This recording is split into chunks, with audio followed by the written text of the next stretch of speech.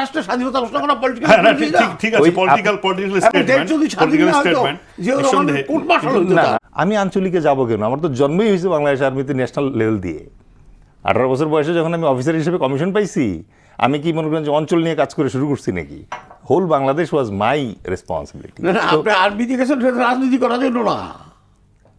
আমি তো এখন আর্মিতে থেকে রাজনীতি করতেছি না। আপনার তো জিয়াউর রহমান কি আর্মিতে থেকে রাজনীতি করছিল?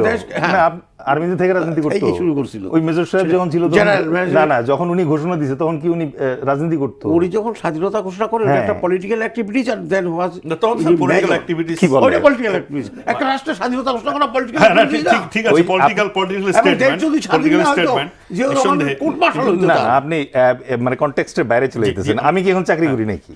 না, করেন না। তাহলে আমি তো যখন বলতেছি আমি যখন সেকেন্ড লেফটেন্যান্ট হিসেবে জয়েন করছি, অবশ্যই পারেন, অবশ্যই পারেন। তো এখন তো আমি একজন সাধারণ নাগরিক এবং আমার দল এবার 30টা জায়গায় ইলেকশন করছে। এটা কেবল সামরিক, ওই যে এটা অলরেডি আমার সামরিক কর্তাদের দল হবে। আমি বলি না, আপনারা উদ্যোগ নিয়েছেন, কিন্তু এটা কি কেবল সাবেক সামরিক কর্তা মানে সেনাকর্তা কর্মকর্তাদের দল? তা তো নয়।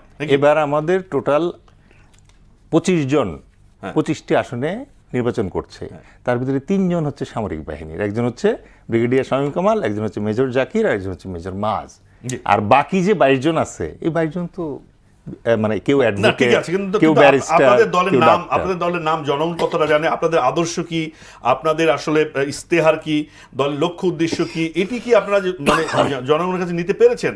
আপনারাও তো আসলে অজানা এক ধরনের দল হয়তো করেছেন আপনারা, বড় বড় অনেক। না, আমরা ছোট দলের বড় নেতারা আছে, তাদেরকে কেউ চেনে। আমি সেটি বলছি না। না, আমরা যেটা বলার চেষ্টা করছি যে আমরা তো এক মাঘের শীত যাক চাই না। আমরা তো মনে করি যে এমন কোনো অস্তিত্বের সংকটে নাই যে এইবারে আমাদেরকে যাইতে হবে মানে ইয়েতে পার্লামেন্টে।